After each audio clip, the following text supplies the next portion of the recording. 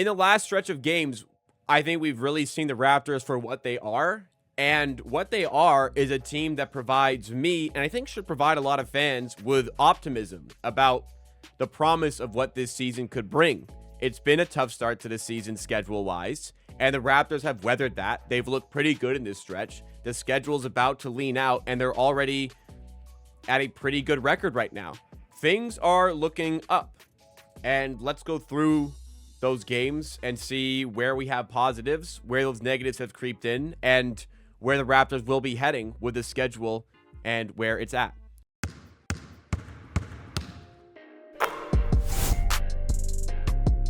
For starters, the game against the Atlanta Hawks, I thought was like really, really impressive by the Raptors because they had won 3 games in a row coming into this game. They were away at the Hawks, who are a team that they showed in this game a long, switchable, athletic team defensively who can give the Raptors a lot of problems. And we saw them giving the Raptors a lot of problems for sure because the Raptors only had 44 points at the half in this one. End of the first half, I'll scroll down here on the play-by-play. They were down 53-44. Only 44 points. It was kind of like, it kind of started to feel like, is this who we are again? Like, is the half-court offense just not going to be able to compete? Is it going to be a problem in a lot more games? Like, I know they're a good defense, but it just kind of like, some of that doubt started to creep in. You know, we beat Memphis pretty well, but they were missing Ja Morant and other key players. We beat the Cavaliers. They were missing 3 key players. Yeah, we beat the Bucks, but like, how much of it is real? Is this kind of a showcase of what we are? And what was so impressive about this game by the Raptors was just how well they responded in the second half. They were so good in the second half and performed so well in that second half to mount this comeback. It was just so impressive the way they did that. It showed a lot of character, and it showed a ton of resiliency to be able to do that. That was a real eye-opening sort of performance for myself where I was able to go like, wow, like maybe this team is for real. Because I wasn't like super heavy buying into it after the wins, like I said, against the depleted Cavaliers, Grizzlies, Bucks. Like I was intrigued for sure, and I think there was a lot of promise. But the Atlanta game was a real eye-opener of what this team could do, and the way they dug in defensively to make that comeback as well.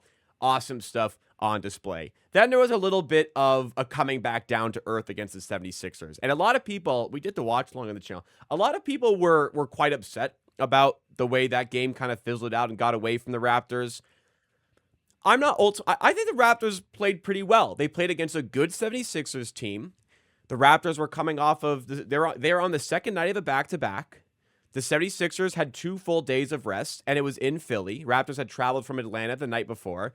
Everything was kind of stacked up against the Raptors, and it was a real game of runs, but the Raptors showcased they could still compete even despite that and put up a performance that like could have gotten them the win on another day. They got a lot of really good performances out of their top guys. Emmanuel quickly really broke out in these last 2 games. He had 22 points in this one, 8 of 16. Most importantly, he was 5 of 9 from 3. Brandon Ingram at 21. Barrett had 22. Scotty Barnes had 18. All these players were pretty efficient as well. Ingram not as much as other games, but Barrett and Barnes very efficient, and they played well. All the players here, like stuff in the stat sheet as well. Brandon Ingram, like I said, 21, but also 8 rebounds, 5 assists. RJ Barrett, 22, but 3 rebounds, 6 assists. Scotty Barnes, 18, but 5 rebounds, 4 assists. And even Emmanuel quickly had 6 rebounds, 6 assists to go along with his 22 points. Off the bench, Murray Boyles played well. Mahmoud Kilishvili played well. And Jamal Shed played well. Those are the 3 like very reliable players off the bench right now for the Raptors. Still kind of worried about who's going to fill out the rest of the bench. Like Jacoby Walter has done nothing impressive this season. He's been a serious disappointment from my end. Grady Dick has been pretty underwhelming, I got to be honest. Jamison Battle has been good when he's played. He's just barely played. Like he played 2 seconds in this game. I did want to see more of him in this game because Grady Dick made some pretty costly errors at the start of the 4th quarter that gave the Sixers a run that I'm not going to go as far as to say it cost the Raptors a game, but it really gave the Sixers that edge to go out and win the game. And I'm not sure that happened with Jamison Battle because Jamison Battle is such a reliable three-point shooter, and he's considerably better defensively than Grady Dick, and definitely looks better than what Jacoby Walter has brought this season, which has been extremely disappointing. So, and as well, like Abaji is really struggling. The Raptors, they played a close game. They could have beat the Sixers against Germany. They didn't even have Jakob Poeltl, who is such an important figure for this team. Raptors win percentage improves by like 20% when Poeltl plays compared to when he doesn't play. Last I checked a few games ago, 42% win percentage with Poeltl since trading back for him, 22% win percentage without Poeltl since trading back for him. So absolutely, like, thought this was fine. It was just, hey, you're not going to win every single game, and a lot of things were stacked up against you. Injuries, scheduling. So positives were here. I think the biggest thing out of these two games is just the Raptors were able to dig in when they were down big, because they were down big in a couple spots in this game and continued to fight. Now, granted, they were up big in a couple spots in the Sixers game and relinquished the lead. Like I said, it was a real game of runs, but even still, it just feels like the mentality has shifted in the right direction for the Raptors for this season, where they don't just roll over. They find ways to come back.